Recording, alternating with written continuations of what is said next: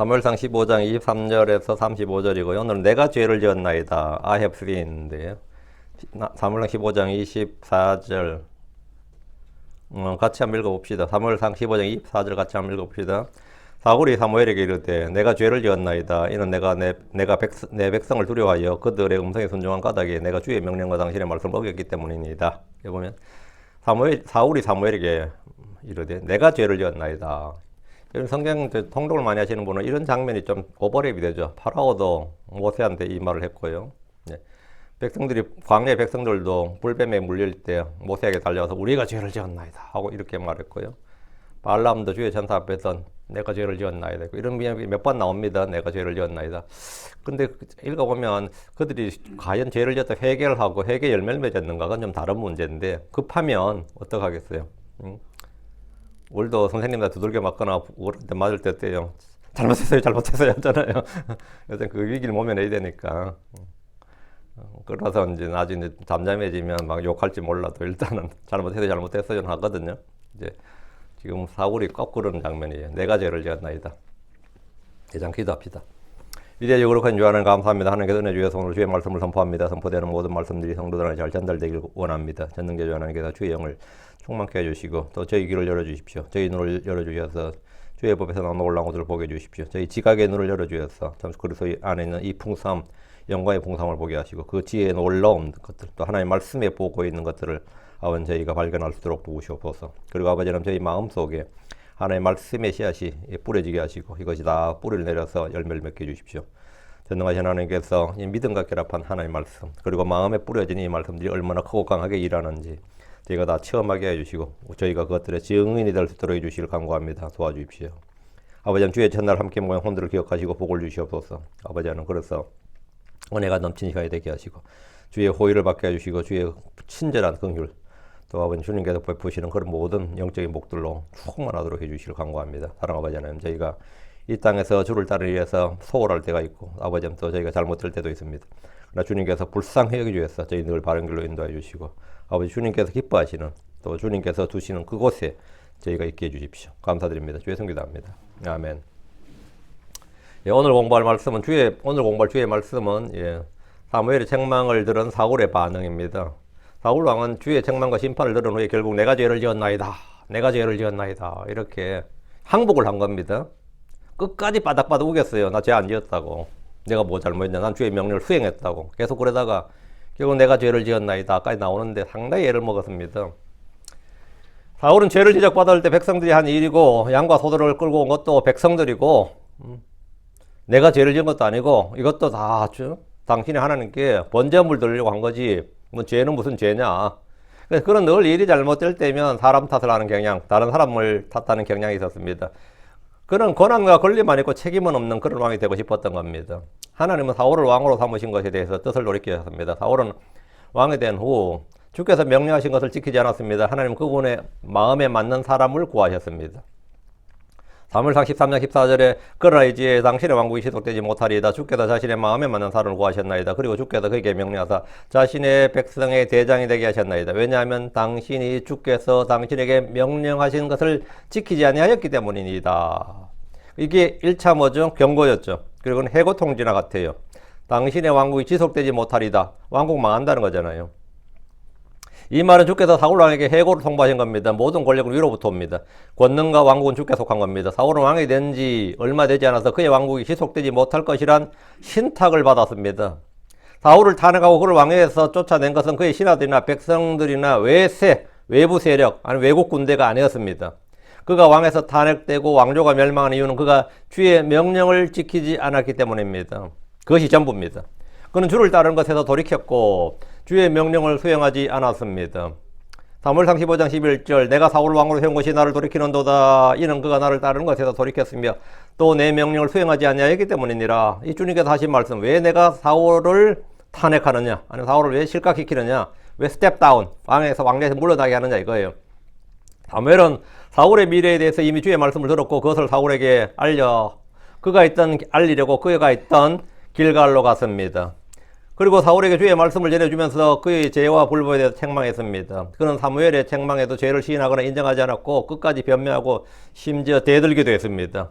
왜 자꾸 나를 두고 이러냐 이거죠. 왜 자꾸 나한테 이러냐 이거예요.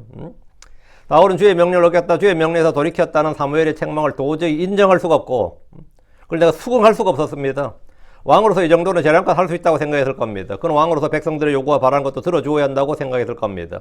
그는 주의 법, 주의 명령에 철저히 따르는 신정 통치보다는 자기 생각대로, 자기 주관대로 좀 통치를 하고 싶었던 겁니다. 그는 백성들에게 주의 법, 주의 명령을 철저히 따르도록 하는 신앙의 수호자로서의 책무는 포기해버렸습니다. 그 결과는 왕국의 몰락이었고 집안의 몰락이었습니다. 저는 간혹 사울에 대해서 좀 생각해 봅니다. 그가 얻은 것은 무엇이고 잃은 것은 무엇인가? 여러분도 한번 생각해 보십시오. 그런 어느 날 잃어버린 아버지의 나귀를 찾아 나섰다가 선견자 사무엘을 만났습니다. 대박난 겁니다. 그를 통해 그가 이스라엘의 대장이 될 것이란 말을 들었습니다. 그날 그는 사무엘의 집에서 자꾸 이 사무엘로부터 주의 말씀을 들었습니다. 그리고 주의 영을 받았습니다. 그는 왕이 되었습니다. 기름 부음도 받았어요. 그가 온 이스라엘을 통치하는 왕국의 왕으로서 통치하면서 필리스틴과 싸웠고 아말렉을 정복했습니다. 그런데 그는 주님으로부터 버림을 받았습니다. 먼저 주의 영이 그를 떠났습니다. 그가 잃어버린 것, 주의 영이 그를 떠났습니다. 대신 그에게 악한 영이 그를 찾아왔습니다. 그는 주님 주신 왕국을 잃어버렸습니다. 그는 그의 생명을 잃어버렸습니다. 그는 요나단을 비롯한 자식들을 잃어버렸습니다. 그의 집안은 완전히 몰락했습니다. 우리는 주님 주신 것들을 잘 감당해야 됩니다. 은혜로 받은 것을 잃어버리지 않도록 해야 됩니다. 사울이 주의 말씀, 주의 명령을 지키지 않았을 때 그가 가지고 있던, 지키고 싶었던 모든 걸 다 잃어버렸습니다. 자, 본문입니다. 23절. 이런 반역은 마술제와 같고 완고한 것은 불법과 우상 숭배와 같기 때문입니다. 당신은 주의 말씀을 거절하였으므로 그분께서도 당신이 왕으로 있는 것을 거절하셨나이다. 심판의 선포죠. 인정을 안 하니까 사무엘이 이제 말하는 거예요. 이런 반역은 마술제와 같고 불법은 우상 숭배와 같기 때문입니다. 우리말로 거역하는 것 이렇게 번역된 말, 이게 반역 모반입니다. 리벨리언이에요. 리벨리언, 반역이라는 말입니다. 사무엘은 사울의 불순종을 일컬어 반역이라고 규정했습니다.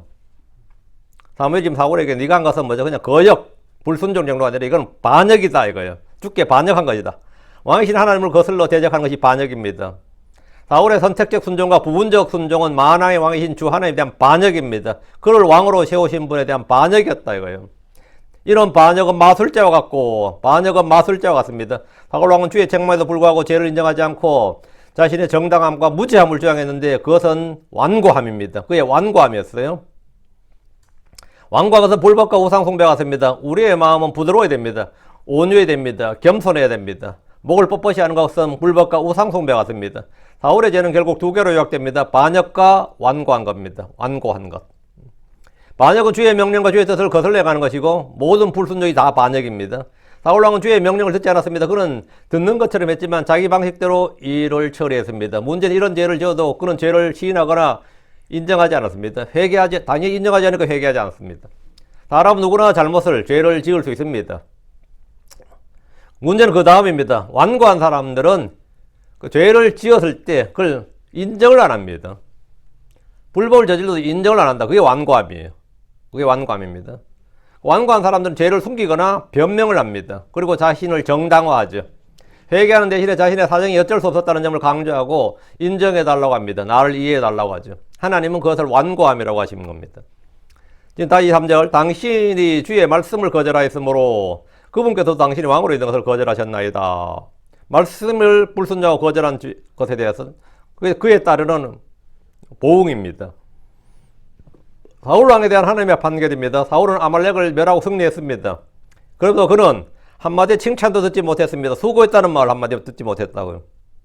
잘했다는 말은 못하고 수고했다는 말도 듣지 못했어요. 하나님의 선견자 사무엘은 그에게 주의 판결을 알려주었습니다. 당신이 주의 말씀을 거절하였으므로 그분께서도 당신이 왕으로 있는 것을 거절하셨나이다. 사울 왕은 전에도 한번 이 말을 들었는데 다시 한번 이 판결을 들었습니다. 한국이나 미국에서처럼 세계 어느 나라 대부분 3심제예요. 3심제 재판이라면 사울 왕은 1심과 2심에서 똑같은 판결을 받았습니다. 1심에서 판결을 받았고 지금 2심이죠. 2심에서 또 판결을 받았어요. 1심에서는 그의 왕국이 지속되지 못한다. 이게 사무엘상 13장입니다. 그의 왕국이 지속되지 못하리이다. 이 판결이었고 2심에서는 그가 왕으로 있지 못한다. 그가 왕으로 있지 못한다. 이 14장 23절이죠. 그는 40년을 이스라엘의 왕으로 있었지만 이미 해고 통지를 받은 상태였습니다. 파면이었어요. 소위 말하는 탄핵이죠. 사울이 주의 말씀을 거절하기에 하나님은 그가 왕으로 있는 것을 거절하셨습니다. 이 사건은 우리에게 주는 경고와 배움과 훈계가 분명합니다. 사울은 불신자가 아니었습니다. 그는 주를 믿는 신자였고 경배하는 사람이었습니다. 늘 주께 경배하는 사람이었습니다. 그런 그가 버림받은 것은 왕국과 왕이란 지위였습니다. 이것을 크리스천들의 구원의 상실이라는 교리에 연관 지어버린 분들이 있습니다. 이게 구원의 상실 그게 아니고 그가 받은 지위 직분입니다. 지위 직분에 대한 상실이에요. 크리스천들도 마찬가지입니다. 사도 바울은 자신이 사도의 직분, 이방인의 교사의 직무, 이 직분과 직무에 대해서 버림받을 수 있다는 사실을 알았습니다. 고린도전서 9장 27절에 그러나 내가 내 몸을 억제하여 그것을 복종시키나니 이런 내가 다른 사람들에게 복음을 선포한 뒤에 어떤 방법으로 내 자신이 버림받은 자가 되지 않게 하려 함이니이다. 하려 함이니라 이랬죠.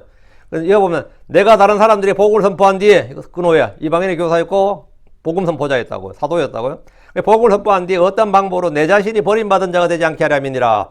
그래서 버림받는다는 것은 바울이 받은 구원이나 영원한 생명이 아닙니다. 그가 했던 사역과 사도직 이방인의 교사란 직무와 직분이었습니다. 이런 구절 중에 하나를 더 보면 디모데후서 2장 12절 만일 우리가 고난을 당하면 우리 또한 그분과 함께 통치하리라. 만일 우리가 그분을 부인하면 그분도 우리를 부인하시리라. 여러분 우리가 고난을 당하면 우리가 그분과 함께 통치하리라. 통치 왕권이죠. 만일 우리가 그분을 부인하면 그분도 우리를 부인하시리라.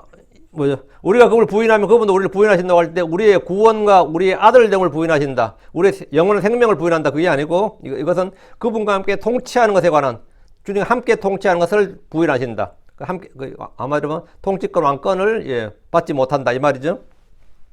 마태복음 10장 33절 그러나 누구든지 사람들 앞에서 나를 부인하면 나도 하늘에 계신 내 아버지 앞에서 그를 부인하리라. 이건 뭐죠? 사람들 앞에서 나를 부인하면 그랬죠. 하늘에 계신 내 아버지 앞에서 그를 하나님도 하늘에 계신 내 아버지 앞에서 그를 부인하리라. 이 말씀은 구원에 관한 말씀입니다. 누구든지 주를 부인하면 주께서도 그를 부인하십니다. 이 말은 불신자들의 구원에 대한 말씀입니다. 사울왕은 불신자가 아니었고 지금도 아니고 앞으로도 계속해서 주를 알고 믿는 신자였습니다. 사울은 죽는 순간까지 신자였습니다. 주께서는 사울이 왕으로 있는 것을 거절하셨습니다. 24절 이에 사울이 사무엘에게 말하되 내가 죄를 지었나이다. 이는 내가 주의 명령과 당신의 말씀들을 어겼으니 내가 백성을 두려워하였고 그들의 음성에 순종하였기 때문이다. 왜 내가 죄를 지었는지 이제 말하는 거예요. 이제 코너에 완전히 몰린 거죠. 왕이 이제 왕위에서 쫓겨난다는데 지금 와서 끝까지 우길 수가 없는 거죠. 사울은 사무엘의 강도 높은 경고와 주의 말씀에 내가 죄를 지었나이다. 이렇게 뒤로 물러섰습니다. 어쩔 수 없는 고백이라고 그러죠. 어쩔 수 없는 인정. 지금까지 주의 명령을 수행했다고 했고 전혀 죄를 인정하지 않았으나 이 일로 그의 왕자가 날아갈 것이란 말을 듣자 급히 내가 죄를 지었나이다 했습니다. 그래도 왕에서 쫓겨난 걸 원치 않은 거죠. 사울은 이 일로 왕위를 내놓고 싶지 않았기 때문입니다. 내가 죄를 지었나이다. 이는 내가 주의 명령과 당신의 말씀들을 어겼으니 라면서 자신의 불순종을 시인했습니다. 사람들은 다급하면 자신의 잘못이나 죄를 시인합니다. 일단 위기는 피해야 될 거 아니에요. 이집트의 파라오도 거듭되는 재앙의 심판을 당하자 모세와 아론을 불러서 이번엔 내가 죄를 지었노라. 주는 의로우시고 나와 내 백성은 사악하도다. 이러면서 자기의 잘못을 인정했습니다. 그러나 이것은 회개가 아니었습니다. 미디안의 점쟁이 발람도 주의 명령을 어기고 발락에게 갈 때 주의 천사에게 죽임을 당할 뻔하자 당신이 나를 막으려고 길에 서신 줄을 알지 못하여서 내가 죄를 지었나이다. 내가 죄를 지었나이다. 잘못을 시인했습니다. 죄를 시인하고 자백하는 일은 잘하는 일입니다. 그러나 더 중요한 일은 회개하고 회개에 합당한 열매를 맺는 겁니다. 다윗은 자신의 죄로 인해 백성들이 주의 칼에 쓰러지자 역대상 21장 17절에 바로 내가 죄를 짓고 참으로 악을 행하였나이다. 바로 내가 죄를 짓고 죄를 지은 사람은 백성들이 아니라 나다 이거예요. 내가 죄를 지었고 참으로 악을 행하였나이다. 이렇게 자백하고 회개했습니다. 사울은 그가 왜 죄를 지었는지에 대해서 이유를 말했는데 내가 백성을 두려워하였고 그들의 음성에 순종하였기 때문입니다. 이게 내가 죄를 지은 이유다 이거예요. 백성을 두려워하였고 사울은 백성을 두려워하는 사람이었어요. 사람을 두려워하는 사람이었다고. 하나님을 두려워하기보다 사람을 더 두려워하는 사람이었다 이거죠. 하나님의 음성에 순종하기보다 그들의 음성에 순종하였다. 백성들이 뭘 요구한 거죠? 이거 다 왜 죽이라고 그러냐 이거야. 이게 다 노량물인데 이게 다 재산인데 왜 죽이라고 하냐. 우리 가져가자. 왜 다 진멸하라 그러냐 이거지. 그래서 못했다는 거예요. 내가 백성을 두려워하였고 그들의 음성에 순종했기 때문이라. 사울의 가장 큰 약점 중에 하나가 주를 두려워하는 것보다 사람들을 더 두려워한다는 겁니다. 그는 왕이면서도 백성을 두려워했는데 이는 그가 사람들의 요구로 왕이 되었기 때문입니다. 그는 사람들이 좋아하는 정책을 펴고 사람들의 눈치를 보는 왕이 되지 않을 수가 없었습니다. 그러나 사람을 두려워하면 올무에 걸립니다. 잠언 29장 25절. 사람을 두려워하면 올무에 걸리더니라. 그러나 누구든지 그의 신뢰를 주 안에 두는 자는 안전하리라. 사람을 두려워하면 올무에 걸리더니라. 우리는 사람을 두려워하지 않고 사람의 외모를 연용하지 말고 사람들을 기쁘게 하려 하지 말고 사람들의 칭찬과 인정을 받으려 하지 말고 오직 주를 두려워하고 주를 기쁘시게 하고 주께 인정받고 주께 칭찬받는 일꾼이 되어야 됩니다. 주 예수님께서 마태복음 10장 28절 그리고 몸을 죽일 수 있으나 혼은 능히 죽일 수 없는 자들 두려워하지 말라. 차라리 혼과 몸을 다 능히 지옥에서 멸할 수 있는 그분을 두려워하라. 혼과 몸을 다 지옥에서 멸할 수 있는 누구를요? 그분을 두려워하라고. 사울은 이 점에서 실패했습니다. 이 점에서 실패한 겁니다. 누구든지 사람을 두려워하면, 사람의 눈치를 보기 시작하면, 사람의 칭찬과 인정을 구하기 시작하면 다 죄를 짓습니다. 그건 다 실족하고 다 넘어집니다. 자, 25절입니다. 그러므로 이제 내가 당신께 간구하오니 내 죄를 용서하시고 나와 함께 되돌아가서 내가 주께 경배하게 하소서. 요게 그러므로 이제 내가 당신께 간구하니 I pray thee라는 표현이죠. 그러면 이제 내가 당신께 간구하노니 내가 당신께 청하노니 이 말이죠. 그러면 이제 내가 당신께 간구하오니 내 죄를 용서하시고 나와 함께 되돌아가소서. 이 사울이 사무엘에게 뭐 용서해 달라고 할 말은 아니죠. 하나님께 해야죠. 내가 내 죄를 용서하시고 나와 함께 되돌아가서 내가 주께 경배하게 하소서. 이 와중에 지금 같이 뭐 하자는 거죠? 사울이 사무엘과 함께 백성들 앞에서 말이죠. 주께 경배하자. 보여주는 거죠.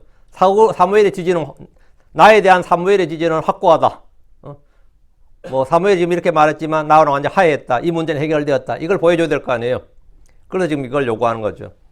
사울은 다급했던지 사무엘에게 그러므로 이제 내가 당신께 간구하오니 라며 문제 해결을 위해서 그에게 구했습니다. 사울은 하나님과 하야기보다 먼저 사무엘에게 하야를 원했고 사무엘이 나한테 지금 뿔났단 말이에요. 사무엘이 나한테 지금 열받았다. 사무엘이 나한테 지금 분노한다. 사무엘의 화를 먼저, 사무엘의 마음을 먼저 풀어야 된다 이거지. 사무엘이 하나님 사람이고 사무엘과 문제를 풀면 하나님과 풀린다고 생각했던 것 같아요. 그러니까 사무엘과 화해하기를 원했어요. 사무엘의 호의를 구했습니다. 하나님께 죄를 용서해 달라고 하기 전에 사무엘에게 내 죄를 용서하시고 나와 함께 되돌아가서 내가 주께 경배하게 하소서라고 합니다. 사울은 사무엘의 호의를 원하는 겁니다.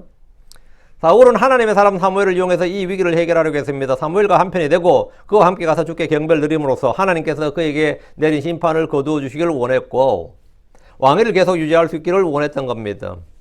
사울은 자신의 문제를 정치적으로 또는 종교적으로 해결하려 했습니다. 성도가 죄를 지은 후에 주께 헌물 드리고 경배하면 문제가 해결될 줄 안다는 것이 굉장히 놀라운 일입니다. 회개를 선행하지 않고 회개가 없이 주님께 내가 종교적 의식을 행함으로써 내 모든 문제 해결될 수 있다. 이 문제를 해결해서 당신이 꼭 필요하다. 나와 함께 가서 주께 경배를 드리자. 이런 거죠. 26절. 그러자 사무엘이 사울에게 말하되 나는 왕과 함께 돌아가지 아니하리다. 나는 당신과 함께 돌아가지 아니하리다. 이는 당신이 주의 말씀을 거절하였기 때문이요. 또 주께서 당신을 이스라엘 위에 왕으로 있는 것을 거절하셨기 때문이니다. 그래서 사무엘이 그냥 이런 지하에 딱 거절해 노 한 거죠. 사무엘은 사울의 제안을 단칼에 거절해 버렸습니다. 그는 사울의 속셈을 잘 알고 있었습니다. 사무엘은 사울에게 나는 왕과 함께 돌아가지 아니하리이다 한 것은 자기가 사울과 동행함으로써 백성들에게 잘못된 사인을 주는 거죠. 백성들에게 사무엘이 같이 가면 잘못된 사인을 준다고요. 그래서 자기가 사울과 동행함으로써 백성들에게 또는 사울 자신에게 죄가 해결된 것처럼 비치지 않게 하기 위해서입니다. 사무엘은 사울과 동행하기를 거부했던 이유는 바로 나오죠. 첫째, 이는 당신이 주의 말씀을 거절하였기 때문이요. 이게 첫째, 첫 번째 이유. 둘째, 주께서 당신을 이스라엘 위에 왕으로 있는 것을 거절하셨기 때문입니다. 이게 둘째. 두 가지 이유 때문에 난 당신과 동행하지 않는다 이거죠. 사무엘과 사울은 같은 민족, 같은 종교를 가졌지만 같은 믿음의 영을 지닌 사람은 아니었습니다. 사울은 육신을 따른 신자입니다. 사무엘은 영에 속한 사람입니다. 육과 영은 서로 대적합니다. 교회 안에서도 육신을 따르는 사람들은 영적인 사람들과 항상 부딪히고 싸웁니다. 육신을 따르는 신자들은 크리스천이 아니라는 게 아닙니다. 크리스천 맞는데 육신을 따르는 신자들은 영적인 신자, 영에 속한 사람과 항상 싸웁니다. 항상 부딪히고 싸웁니다. 사무엘은 사울과의 동행을 거절했는데 이는 그가 매정했기 때문이 아니라 함께 할 수 없었기 때문입니다. 우리는 주의 말씀을 거절한 사람들과 함께 할 수가 없습니다. 성경 신자들은 성경에 대한 믿음과 가치관에 따라 갈라지는데 이것은 전혀 이상한 일이 아닙니다. 사실 사울의 모습은 오늘날 거의 모든 크리스천들의 모습입니다. 교회에서는 이런 사람들이 절대 다수의 주류입니다. 주류예요. 그러다 보니까 영적인 사람들은 점점 미치게 됩니다. 호세아 9장 7절 나오는데 영적인 사람들이 미쳐간다고요. 27절. 그리고 사무엘이 가려고 돌아설 때 그가 그의 겉옷자락을 붙잡으니 그것이 찢어졌더라. 사무엘이 안 간다는데 사울은 지금 필사적이죠. 그 사무엘 돌아가는데 옷을 잡았단 말이에요. 그게 옷을 잡았더니 옷이 찢어졌다는 거죠. 그게 사무엘은 가려는 의지가 강력하고 사울은 뭐죠? 붙잡으려는 의지가 강력하고 그러니까 뭐 옷이 찢어졌다. 옷이 찢어졌다.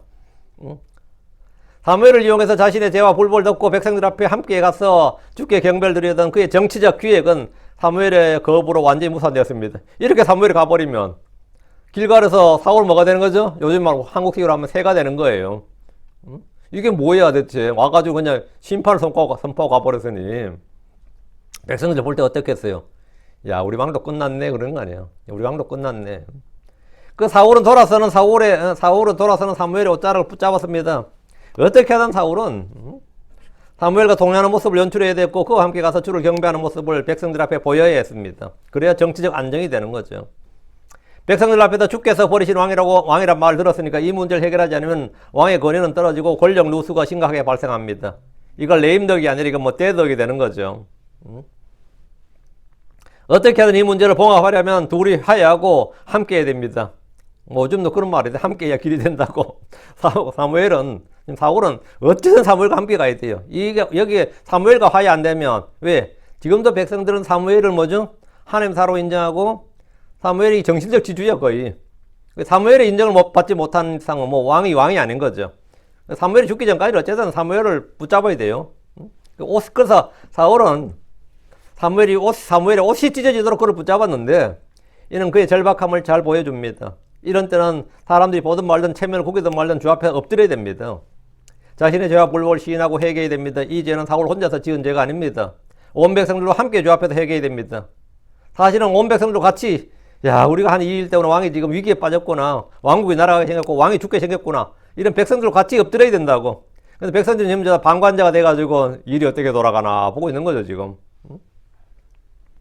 이스라엘의 왕으로서 그는 외부의 적과 싸워서 이기는 것보다 내 안에 있는 이런 죄와 싸워서 이길 줄 알아야 됩니다. 우리 속에서 우리의 지체 속에서 싸우는 죄의 정욕과 육신의 정욕과 안목의 정욕과 인생의 자랑과 이런 것들과의 싸움이 진정한 성도의 영적인 전쟁입니다. 이게 진짜 영적 전쟁입니다. 크리스천은 성령으로 몸의 행실을 죽여야 됩니다. 야고보 4장 1절에 너희 가운데서 전쟁들과 싸움들이 어디로부터 나느냐? 그것들은 여기에서 곧 너희 지체들 속에서 전쟁하는 너희의 정욕들로부터 온 것이 아니냐? 우리 속에서의 전쟁, 이게 진짜 전쟁이다 이거예요. 사울의 문제는 아말렉이나 필리스틴과의 같은 그런 외적의 문제가 아니라 외부의 적이 문제가 아니라 그의 속에 있는 반역과 완고함과 주를 두려워하지 않고 사람을 두려워하는 것, 사람들의 눈치와 압력에 굴복하는 것, 이런 것이 정말 문제였고 사람들로부터 인정받고 칭찬받고 이런 것. 그래서 이 하나님이 아닌 사람과 인본주의적 이 신앙 체계를 갖고 있는 육신을 따르는 그 신앙, 그게 문제였던 겁니다. 28절. 이 사무엘이 그에게 말하되 이날 주께서 이스라엘 왕국을 당신으로부터 찢으사 그것을 당신보다 더 나은 당신의 이웃에게 주셨나이다. 사무엘은 자기 옷을 붙잡아 찢은 사울 왕에게 말했습니다. 이날 주께서 이스라엘 왕국을 당신으로부터 찢으사 그것을 당신보다 나은 당신의 이웃에게 주셨나이다. 뭐 사무엘이 너무 나갔다 그죠? 꼭 이날 이 말을 해야 되냐? 지금도 뭐 사울이 지금 죽을 맛인데 그냥 못을 박잖아요. 그냥 진짜 뭐 소금을 뿌린다 그러죠. 이날 주께서 사무엘은 주께 받은 말씀을 선포했는데 이 말은 사울의 왕권의 가장 큰 위협이자 정권의 종말을 선고하는 말이었습니다. 그런 말이 왕이지 그의 왕국은 시한부란 겁니다. 예언을 과거형으로 말할 때는 이미 이 일이 결정난 것이고 반드시 실행할 일이란 겁니다. 지금 28절이 앞으로라 하시리이다 이게 아니잖아요. 당신의 이웃에게 주셨나이다 이게 과거형으로 말하잖아요. 완료형으로. 이건 뭐지? 주의 말씀 주 안에서 이미 끝난 거다, 결정난 거다 말이죠. 그리고 이거는 왕국이 이미 끝난 거다 이거예요. 그 예언의 말씀을 과거형으로 말할 때는요, 이미 결정난 것이고 반드시 실행될 일이다. 돌이킬 수 없는 거다 이 말이에요. 길갈에서 승리의 기쁨을 누리고 있던 사울에게 사무엘이 이 말은 그의 혼을 찌르는 것과 같았습니다. 와, 정말 얼마나 절망스럽겠어요. 이런 말 들을 때. 이것은 사울이 사무엘을 죽인다고 해서 해결될 일도 아니었습니다. 너무 열받아 그냥 이날 그냥 사무엘을 죽여버린다 해도 뭐 예언자를 죽인다 해서 예언이 성취되지 않는 것도 아니란 말이지. 예언자를 죽인다고 메신저를 죽인다고 해결될 문제가 아니란 말이죠. 앞으로 주께서 택하신 왕의 후보를 찾아내서 씨를 말리려 해도 해결되지 않습니다. 주의 뜻과 계획을 미리 알았다 해도 그것을 좌절시킬 방법이 사람에게는 없습니다. 마귀는 지금도 주 하나님의 예언의 말씀과 그분의 계획을 무효로 만들기 위해서 가진 애를 다 쓰고 있습니다. 그러나 주의 뜻은 영원히 굳게 섭니다. 주의 계획은 불변입니다. 주의 뜻과 계획은 반드시 이루어집니다. 그분의 말씀은 하나도 땅에 떨어지지 아니하고 헛되이 돌아오는 일도 없습니다. 이 순간 여러분이 사울이라면 어떻게 할 것 같습니까? 여러분이 사울이라면 어떻게 할 것 같아요? 내게 주어진 운명이라고 담담히 받아들이겠습니까? 아니면 주를 대적하고 저주하겠습니까? 나를 왕으로 세울 때는 언제고 벌써 왕으로 날 때려치우라 그러냐? 이런 거 아니에요. 사무엘은 당대 왕이었던 사울 앞에서 거리낌없이 그의 면전에서 왕국이 찢어질 것이고 그의 이웃에게 왕위가 갈 것임을 말해줬는데 그가 누구인지는 사울이 곧 알 수 있는 인물이었습니다. 그가 누구인지는 말 안 해줬는데 그가 누구인지 사울도 곧 알 수 있는 사람이었어요. 그게 그의 이웃이라고 했으니까 멀리 있는 사람이 아니었던 거죠. 사울에게 굉장히 가까운 사람인데 그가 물론 다윗이죠. 우리는 이제 다 아니까. 우리는 스포일러가 있잖아. 그죠? 이걸 우리는 다 아니까 이 사람이 누군지 우리는 이미 알고 있죠. 그래서 사울 입장에서는 지금 참 난감하죠. 29절 또한 이스라엘의 힘이 신이는 거짓말을 하지도 뜻을 돌이키지도 아니하시나이다. 이는 그분께서 사람이 아니시며 그분은 뜻을 돌이키지 아니하시기 때문입니다. 이 말씀은 이미 끝났다, 결정났다 이거예요. 사울 네가 뭘 한다고 날 붙잡는다 해결될 일이 아니다 이거예요. 사무엘은 사울에게 선포된 주의 심판이 확정되었고 돌이킬 수 없다는 점을 분명히 했습니다. 또한 이스라엘의 힘이 시디는 있죠. 또한 이스라엘의 힘이 시디는 하나님의 이름 중에 하나가 뭐죠? 이스라엘의 반석도 되지만 이스라엘의 힘이다 이거. 이스라엘의 힘, 이스라엘의 소망, 이스라엘의 힘이신 이는 거짓말을 하지도 뜻을 돌이키지 아니하시나이다. 주 하나님 이스라엘의 힘이라고 표현하고 있습니다. 하나님은 이스라엘의 힘이시고 머리시고 대장이시고 인도자시고 아버지시고 그들의 구원자시고 그분은 이스라엘의 구출자시고 방패시고 요새시고 망대요 반석이십니다. 그분은 거짓말을 하지 않으시는데 거짓이 없으시기 때문입니다. 마귀는 거짓이 합입니다. 그러나 하나님 안에는 어둠도 없고 변함도 없고 회전하는 그림자도 없습니다. 그분 안에는 간사함이 없습니다. 주께는 불가능도 없고 어려운 일도 없습니다. 주께서 친히 하신 말씀을 모두 성취하실 수 있습니다. 그분은 전능하신 하나님입니다. 주께서는 거짓말하지 않습니다. 그분의 말씀은 헛된 것이 없습니다. 뜻을 돌이키지도 아니하시나이다. 이 말은 뭔가 좀 이상하다는 생각이 드는 말씀입니다. 주님은 여러 차례 뜻을 돌이키셨기 때문입니다. 성경에는 주님이 뜻을 돌이키신 예가 많이 나옵니다. 근데 사무엘은 주께서 뜻을 돌이키지 않으신다고 합니다. 이 일은 사울과 그의 왕국에 대한 예언의 말씀에 관한 겁니다. 주께서 뜻을 돌이키지 않으신 한 가지 이유는 주의 말씀을 듣고도 회개하지 않을 때입니다. 그러면 예정된 하나님께서 정하신 심판이 집행된다 이거죠. 그래서 우리는 죄인이 회개하면 하나님이 돌아선다. 우리가 회개하면 하나님도 회개하신다. 이런 말 하는데 죄인이 주께로 돌이키면 주께서도 그에게 내리던 재앙과 심판과 형벌에서 뜻을 돌이키시기 때문입니다. 이것은 성경의 모순도 오류도 아닙니다. 이분은 이미 여러 차례 다루었기 때문에 이 시간 더 이상 다루지 않습니다. 하나님은 뜻을 돌이키지 않는다 이렇게 하면 전적으로 맞는 말씀입니다. 하나님 뜻을 돌이킨다 하면 그 역시 전적으로 맞는 말입니다. 둘 다 맞는 말이에요. 30절 그때 그가 말하되 내가 죄를 지었나이다. 그럼에도 지금 나를 존중하소서. 여기 온다래. 그럼에도 지금 나를 존중하소서. 내가 죄를 지었다고. 24절에도 말했고 지금 30절에도 또 말한 거죠. 그때 그가 말하되 내가 죄를 지었나이다. 내 죄 지었다 이제 인정한다 이거요. 이제 그만 몰아붙이라 이거요. 내가 죄를 지었나이다. 그럼에도 지금 나를 존중하소서. 내가 당신에게 간구하거니와 내 백성의 장로들 앞에서 또 이스라엘 앞에서 나와 함께 되돌아가서 내가 주 당신 하나님께 경배하게 하소서. 나를 존중하소서. 그리고 존중하면 뒤에 일을 해달라는 거죠. 그래도 지금 나를 존중하소서. 지금 내 체면 좀 세워달라는 겁니다. 지금은.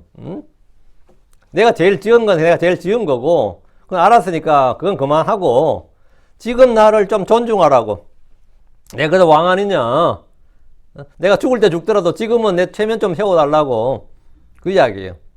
사무엘의 말을 들은 사울은 다시 한번 내가 죄를 지었나이다 이렇게 했습니다. 그는 회개한 것이 아니라 급한 마음에 상황을 모면하고 어떻게든 사무엘로부터 재앙이 아닌 복, 형벌에 대한 긍휼, 그리고 왕국이 지속될 수 있는 용서와 회복에 대해 듣고 싶었던 겁니다. 내가 죄를 지었나이다. 그는 죄의 사면을 위해 해야 할 일을 묻고 주께 용서를 구해야 합니다. 그는 자기를 낮추고 주 앞에 긍휼을 구하고 회개해야 합니다. 그런데 그는 죄를 지었다고 말하면서 그럼 됐지. 응? 근데 죄 지었다니까. 그래, 알았다. 나 죄 지었다고. 이제 됐죠. 이제 그것만 그만하세요. 응? 이제 그 이야기는 좀 그만하라고. 지금 중요한 게 그게 아니고 뭐 같이 가서 나하고 같이 가서 그냥 경배 드리자고. 그것만 해달라고. 응? 그 이야기죠 지금. 그럼에도 지금 나를 존중하소서. 왕의 얼굴 체면을 좀 세워달라는 겁니다. 지금 장로들 앞에서 백성들 앞에서 나 그만 좀 몰아치고 내 체면 좀 세워달라고. 지금 이 자리에서 사무엘이 매정하고 그 관계를 단절하는 모습, 뒤로 돌아서서 가버리면 둘이 화해할 수 없는 원수가 된 모습을 보이면 말이죠. 왕으로서 위엄과 권위와 명예가 어떻게 될 것인가를 걱정했던 겁니다. 이때 그래도 명색이 40년 통치하는 사울은 이제 2년째잖아요. 사무엘은 거의 40년째라는 말이죠. 백성들은 사울보다야, 젊은 사울보다야 사무엘이 훨씬 더 먼저 권위가 있지, 아직은. 그러니까 이 사무엘한테 관계 틀어지면 안 되니까. 그래도 지금 나를 존중하소서. 이렇게 한 거예요. 그럼에도 지금 나를 존중하소서. 이 말은 나의 체면을 좀 세워달라는 겁니다. 내가 당신에게 간구하거나 내 백성의 장로들 앞에서 또 이스라엘 앞에서 나와 함께 되돌아가서 내가 주 당신 하나님께 경배하게 하소서. 그런 백성의 장로들 앞에서 이스라엘 앞에서 왕으로서의 권위를 당당히 인정받고 사무엘로부터 버림받은 것이 아님을 보여주고 싶었던 겁니다. 야, 사무엘이 사울의 지지를 철회했다. 야, 사무엘이 기름 부어줬는데 이제 아니라 그러는데 이런 거 있잖아요. 지지를 철회했다. 백성들이 이런 말은 듣고 싶지 않는 거죠. 지지 철회를 다시 철회해 주시옵소서. 뭐 그 이야기예요. 선견자 사무엘이 사울을 버렸다는 말은 곧 하나님께서 그를 버렸음을 온 백성에게 보여주는 정치적 종교적 메시지였고 표적이 됩니다. 사울은 망할 때 망하더라도 지금은 사무엘이 자기와 함께 있고 돌아가서 함께 경배를 드린 모습을 보이자는 겁니다. 이 광경이라도 이런 모습을 보여줘야 되지 않느냐 이거죠. 그는 사무엘과 함께 주께 경배드리도록 해달라고 구했습니다. 그는 불신자가 아닌 신자였습니다. 그는 주의 심판의 선고를 받고도 주께 경배하겠다고 합니다. 사울은 계속해서 나의 하나님, 우리의 하나님, 이스라엘의 하나님이 아니라 당신의 하나님이라고 부릅니다. 당신의 하나님. 사무엘의 하나님과 사울의 하나님이 다른 하나님이 아닙니다. 그런데 왜 이렇게 부르느냐 이거. 사무엘에게 애원하고 그의 눈에 호의를 입기 위해서입니다. 자, 31절. 그래서 사무엘이 사울을 따라 되돌아섰더라. 아까 사무엘 어땠어요? 옷이 찢어지도록 나갔다가 결국 이 말에 다시 사무엘은 돌아섰어요. 되돌아섰더라. 그리고 사울이 주께 경배하였더라. 사무엘은 결국 사울의 청을 들어줬고 사울을 따라서 되돌아섰습니다. 사울의 간절한 청을 거절하기 어려웠던지 아니면 다른 이유 때문인지 왕과 같이 가지 않겠다고 했지만 그의 간청에 되돌아섰습니다. 사무엘의 옷이 찢어질 정도로 그를 붙잡았던 사울은 일단 정치적 목적을 달성했습니다. 그는 사무엘과 함께 갔고 주께 경배했습니다. 그리고 사울이 주께 경배하였더라. 사울이 드린 이 경배는 어떤 경배입니까? 그건 아말렉과의 전쟁에서 승리를 주신 주님께 감사하고 많은 노량물 얻은 것에 대해 감사할 겁니다. 하지만 이것은 영과 진리로 드리는 경배가 아닌 헛된 경배였습니다. 사울의 경배는 가인이 드리는 헌물처럼 주께서 받으실 수 없는 경배였습니다. 물론 주님은 마귀 들린 자의 경배도 받으셨습니다. 이교도들이 찾아와서 드리는 경배도 받으셨고 모든 종류의 사람들이 드리는 모든 경배를 주님은 다 받으셨습니다. 예, 경배받기 합당하신 분이니까요. 그러나 바리새인들과 사두개인들이 드리는 경배를 걸어 마태복음 15장 9절에 그러나 그들이 사람들의 명령들을 교리로 가르침으로 나를 헛되이 경배하는도다. 헛되이 경배하는도다. 그들이 드리는 경배가 헛된 경배라는 거죠. 사람들의 전통과 사람들의 가르침과 명령들을 주의 말씀처럼 가르치고 그것을 바탕으로 드리는 경배는 헛된 경배다. 이거죠. 율법이 더 중대한 것을 버리고 드리는 경배도 헛된 경배다. 이거죠. 죄와 불법을 회개하지 않고 드리는 경배도 헛된 경배다. 이거예요. 사울이 지금 드리는 경배가 그런 경배라는 겁니다. 32절. 그때 사무엘이 말하기를 너희는 아말렉 족속의 왕 아각을 여기로 내게로 데려오라. 이에 아각이 기분 좋게 그에게 왔더라. 그리고 아각이 말하기를 확실히 사망의 쓰라름이 지나갔도다. 아각은 이제 일이 다 끝났나 보다. 이렇게 생각하죠. 사무엘은 사울이 경배한 후에 말을 했어요. 너희는 아말렉 족속의 왕 아각을 여기로 내게로 데려오라. 여기 내게로 데려오라 이 말이에요. 사무엘이 뭘 보여주려는 거죠. 사무엘이 아각을 데려오라고 한 것은 주의 명령에 순종하는 것이 무엇인지 그들이 행한 불순종의 죄가 무엇인지를 보여주기 위해서였습니다. 아각은 사무엘의 부름에 기분 좋게 그에게 왔습니다. 그런 나라가 망했던 말은 자신은 죽지 않고 살았고 사울 왕도 자기를 죽일 것으로 생각하지 않았기 때문에 기분 좋게 나왔던 겁니다. 이는 아각의 말을 통해 알 수 있습니다. 확실히 사망의 쓰라림이 지나갔도다. 이제 죽을 일은 없겠지 이 말이죠, 우리말로. 이제 죽을 일은 없겠지. 죽을 염려는 이제 없다고 생각했습니다. 고대사에서 전쟁에서 진 왕들은 비참하게 죽임을 당하는 것이 일반적이기 때문에 죽임을 당하지 않았다면 그는 행운아 중에 행운아를 할 수 있을 정도였습니다. 전쟁에서 포로 잡혔는데 죽지 않았다. 이건 어때요? 이런 전쟁에 죽지 않았다면 뭐 가족들 다 죽거든, 나라 다 망했고 뭐 다 죽었다 하더라도 진짜 행운하죠. 아각은 지금 그런 이야기예요. 아각이 이 전쟁에서 죽지 않은 것은 기적에 가까운 일이었던 겁니다. 사울이 아각을 살려둔 것은 적장을 사로잡았다는 승리의 전리품으로 선전에 활용하기 위해서였습니다. 근데 사무엘이 아각을 데려오라는 거예요. 33절. 이에 사무엘이 말하기를 내 칼이 여인들로 하여금 자식이 없게 한 것 같이. 이게 뭐냐, 자식이 없게 한 것 같이. 이게 뭐냐, 자식이 없도록 만든 것 같이 이 말이야. 메이크죠. 자식이 없도록 만들었다 이 말은, 자식이 없도록, 여인들로 하여금 자식이 없게 한 것 같이 내 어미도 여인들 가운데서 자식이 없으리라. 그리고 사무엘이 길가에서 주 앞에서 아각을 찍어 토막을 내었더라. 여인들에게 자식이 없게 한다는 건 자식을 죽여버리면 뭐죠? 내가 애를 다 산에서 많이 낳아서도 자식 다 죽여버리면 자식이 없는 거죠. 그러니까 전쟁을 통해서 뭘 해서 하여튼 아각이 사람을 많이 죽인 거예요. 그래서 내 칼이 여인들로 하여금 자식이 없게 한 것 같이 이 말이에요. 그 자식이 없도록 만든 것 같이. 그래서 사무엘도 나도 내 어미도 여인들 가운데 자식이 없으리라. 아각을 죽여버리면 이제 아각의 엄마도 뭐가 없는 거죠. 자식이 없는 엄마가 되는 거죠. 그래야 된다 거죠. 그래서 그리고 사무엘이 길가에서 주 앞에서 아각을 찍어 토막을 내었더라. 사무엘은 사울이 본 앞에서 그리고 백성들 앞에서 주의 명령대로 아말렉 족속에 대한 심판을 집행했습니다. 사무엘은 아각의 죄를 언급했습니다. 내 칼이 여인들로 하여금 자식이 없게 한 것 같이, 자식이 없도록 만든 것 같이 이 말이에요. 여인들로 하여금 자식이 없게 했다는 것은 그들의 자식을 죽였다는 말입니다.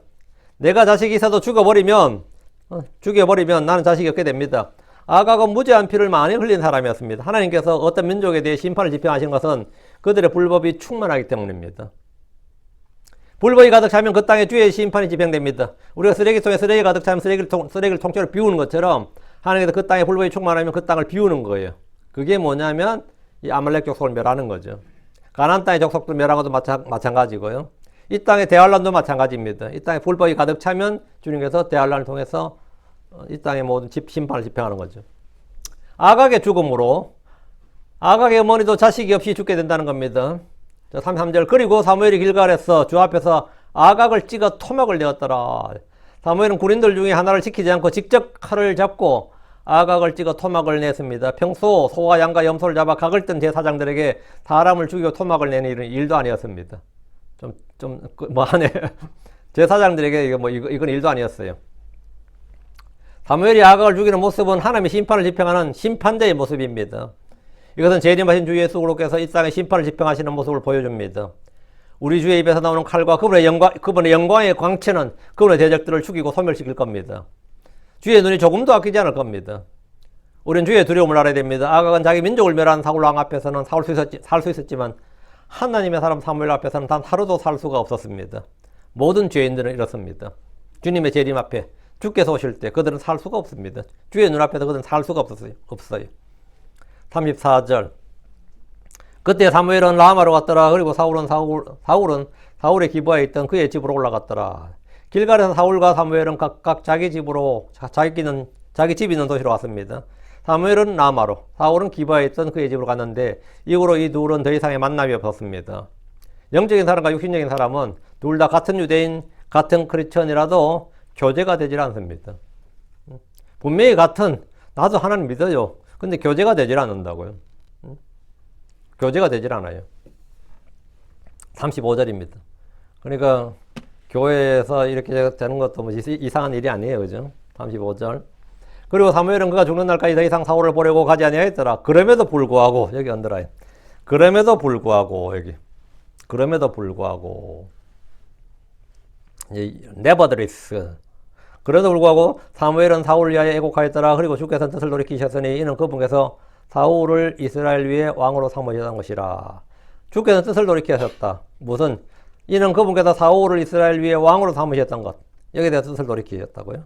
사무엘은 그가 죽는 날까지 더 이상 사울을 보지 않았습니다. 그는 사울을 만나러 가지 않았습니다. 정치적 실권자였고 힘은 왕인 사울에게 있었지만 사무엘은 그에게 무언가를 부탁하거나 이익을 취할 생각이 전혀 없었습니다. 사무엘은 사울을 만날 생각도 계획도 없었습니다. 그럼에도 불구하고 사무엘은 사울을 위해 애곡했습니다. 늘 이제 중보기도 하는 거죠. 중보기도 하는 것이고 불쌍히 여기는 겁니다. 사무엘은 사울의 앞날에 닥칠 일을 미리 알았기 때문입니다. 사무엘은 사울에게 선포된 주의 심판을 알았고 그대로 될 것임을 알았습니다. 사무엘이 사울을 위해 애곡한 것은 목자의 심정이요 아비의 마음입니다. 이것은 죄인들을 향한 우리 주 예수 그리스도의 마음입니다. 주님은 죄인들이 죄 가운데 죽는 것을 기뻐하지 않습니다. 돌이켜 사는 것을 기뻐하십니다. 사무엘은 사울이 망하는 것을 조금도 기뻐하지 않았습니다. 그럼에도 불구하고 사무엘은 사울을 위하여 이것이 형제의 사랑이고 이웃 사랑입니다. 우리 나와 함께 할 수 없는 두 번 다시 만나고 싶지 않는 그런 형제들, 그런 목사를 위해서 뭐 해야 된다? 예, 이렇게 기도해야 됩니다. 만나는 게 싫어도 기도를 해줄 수 있는 거죠. 예, 이렇게 기도해야 됩니다. 오늘 여기까지. 예, 그래서 오늘 사무엘상 15장 마치고요. 예, 다음 편에 계속하겠습니다. 기도합시다. 위대하고 거룩한 주 하나님 감사합니다. 하나님께서 은혜 주셔서 저희가 이 땅에 살 때 주의 뜻을 행하는 자가 되게 하시고 주의 길을 걷는 자가 되게 해주시옵소서. 저희가 믿음에 달려갈 길 다 마치고 주 앞에 설 수 있게 하여 주시옵소서. 저희가 사람들 두려워하지 않게 하시고 아버지는 주와 주의 말씀을 두려워하는 종, 주의 말씀에 떠는 자들이 되게 해주시옵소서. 마음이 완고하지 않고 오히려 겸손하게 하시고 늘 부드럽게 해주셔서 주의 말씀의 씨앗이 뿌려질 때 정직하고 선한 마음으로 받아서 그 말씀을 30배, 60배, 100배 열매 맺는 그런 놀라운 일들이 저희 속에서 일어나게 해주십시오. 사랑하는 아버지 하나님, 말씀이 있는 자한테 효력이 일한다고 하신 사오니 아버지는 이 말씀의 권능, 성령의 권능이 저희를 통해 드러나게 해주시고 하나님께서 저희를 통해서 이루고자 하신 모든 일들을 이루어 주시옵소서. 저희가 주께서 쓰시고자 하실 때 저희가 선택적 순종, 불순종하지 않도록 해주시옵소서. 저희가 죄를 지었을 때 완악함과 완고함으로 대적하지 않게 해주시고 아버지 하나님 말씀을 받아서 주께 저희가 죄를 지은 것을 시인하고 회개하고 회개에 합당한 열매를 맺도록 해주시고 주님과의 교제가 늘 회복되게 하여 주시옵소서. 주 하나님, 예수 우리 피로 죄를 씻어주시고 말씀의 물로 죄를 깨끗게 해주십시오. 성령의 신선한 기름 부음이 차고 넘치게 해주시옵소서. 사랑하는 아버지 하나님, 특별히 말씀 집내의 모든 성도들이 주의 말씀에 민감함을 더하여 주시옵소서. 감사드립니다. 주의 성기도합니다. 아멘.